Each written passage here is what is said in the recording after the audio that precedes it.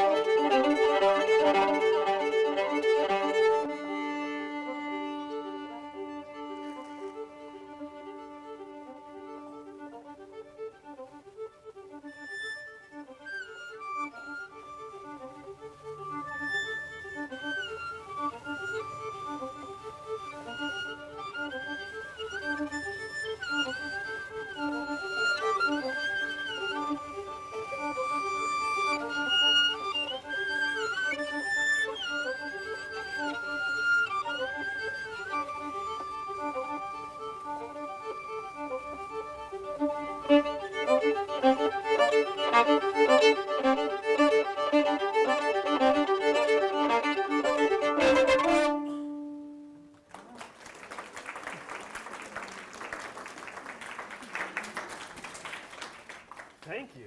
Did that sound like music from a place far, far away? Yeah? Did you guys notice anything? Who noticed things about the way we were moving, the way that we were looking at each other, the faces we were making? Did anyone notice anything? No noticings. Maybe not yet. Maybe we'll have some noticing in a little bit. One fancy thing that I was doing was, does anybody know what this part of the violin is called? This is called the bow. And this has horsehair on it that we draw across the strings to make the sound. And I was doing a really fancy thing where my bow was bouncing a lot. Did anybody notice that? Can you raise your hand if you noticed my... Yeah. So that's really fun. That piece is actually called On a Bus to Uruguay. So that part makes it sound like you're on a really bumpy road and we're on this bus going somewhere far away. So I think that's a really effective use of technique for the musical story. And the next thing that music can do is it can make you dance. It can make you want to move your body. Who likes to dance? Can you raise your hand? I love to dance. Taylor and I love dancing. Yay! Well, we're going to do a little bit of dancing later on today, so you can anticipate that. But this next piece is called a tango, which is also from South America, and it's a very dramatic dance. It's usually kind of a romantic dance for a man and a woman, and they stand very close together and they make a lot of very sharp emotions. Yes. And so the music, listen for what the music makes you feel in this. You might want to move a little because of the rhythm. When rhythm is really pronounced in music, that's what can make you want to move your body. So this is called Tango Sin Nombre, which literally means the no-name tango.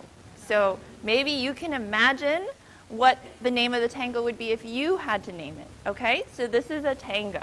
One other thing that music does for the parents in the room, this has a little bit of comedy. You might notice a theme from a very famous disco tune. So you can listen Keep for that. your ears peeled for that.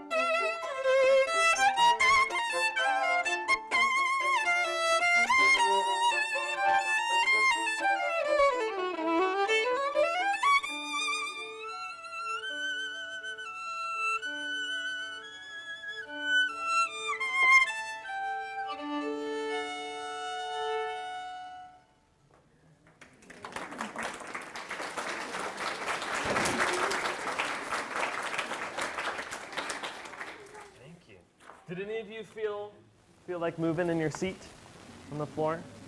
Saw a little bit of moving out there. So, music, we can travel with music and we can go to other places. We can also use music for dancing and movement. And another thing that music can do is it can make you feel emotions. Raise your hand if you've ever felt sad.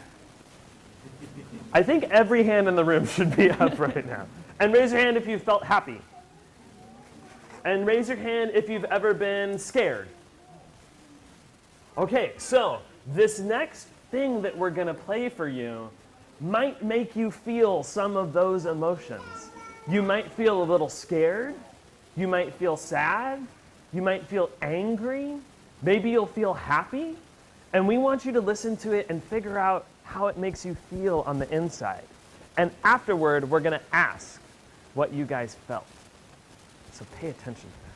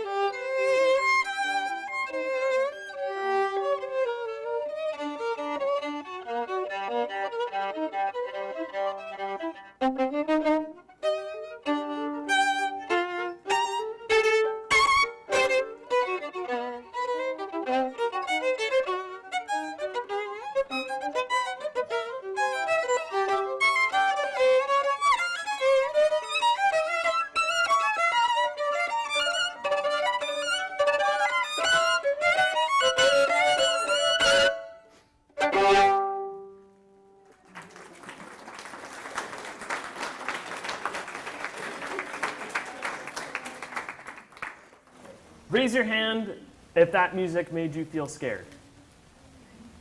That's I'm scared. Raise your hand if that music made you feel happy. We had some happies. Ooh. Raise your hand if it made you feel sad. We had some sads too. That's okay. That is okay. So sometimes music can also make you feel emotions. So you can travel with music, you can dance with music, You can feel things with music on the inside. And I think that that's why Trisha and I really love playing music, because it allows us to do all of these awesome things with this. So we have a few more things that we would like to play for you and do with you. But we thought, since we're in a library and this is a place of learning, that we would see if you guys have any questions for us about what it's like to be a musician and to live your life playing music, or questions about the violin, or anything related to what we're doing here today. Parents, if you have questions, you are also welcome to ask. Do we have any questions? Yeah. Why is there a piano right there? Do you know the answer to that, Trisha? Maybe Karen can answer why there's a piano right there. Piano for people who come to the library and want to play the piano. People like to perform on the piano. Some people in the library practice. And we actually, this is our 5th year of doing family concerts for MusicIC. And when we've done them here before, sometimes we have used the piano. Actually, the last 2 years, we have used the piano. This year, we didn't need it. So it's over in the corner. We love the piano. It's not because we don't like the piano. Piano's in the corner because it's in trouble. Yeah. Bad piano. No, not really. Yes? How old were you when you first started to play? I started when I was 5.5. Who is 5.5 in this room? Any 5-year-olds? Any 5-year-olds? Any 6-year-olds? 4-year-olds? Yay. We could go all the way up, but I'm going to let Taylor tell us when he started. I started playing when I was 8. Do we have any 8-year-olds in here? Got some 8-year-olds. Awesome. Very nice. Other questions? Any questions?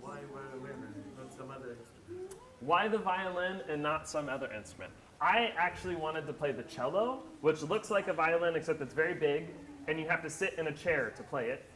And I went to the music store with my parents to go get a cello, and they were out. And they had no cellos. And so they gave me a violin, and that was 20 years ago. Did you have any other instruments before violin? No, not for me. Well, you were 5.5, so maybe not. Yeah, well, 5.5 is about like an average age to start. Who in here plays an instrument? Can you raise your hand? Oh my gosh, so many. What do you play? Violin. You play the You violin play the too? violin? Who plays the violin? Can you raise your hand? Violinists? How in many the room? violinists in the room? Oh, cool. How many cellists in the room? Any cellists? How many pianists in the room? Oh, Lots of lots of piano. Good. How many, let's see, flute? Maybe flute? Got some flute? A couple flutists? Awesome. Bassoon? Tuba. Tuba's right? No? Okay. Oh, okay. Well, there we go. Okay. Any other questions?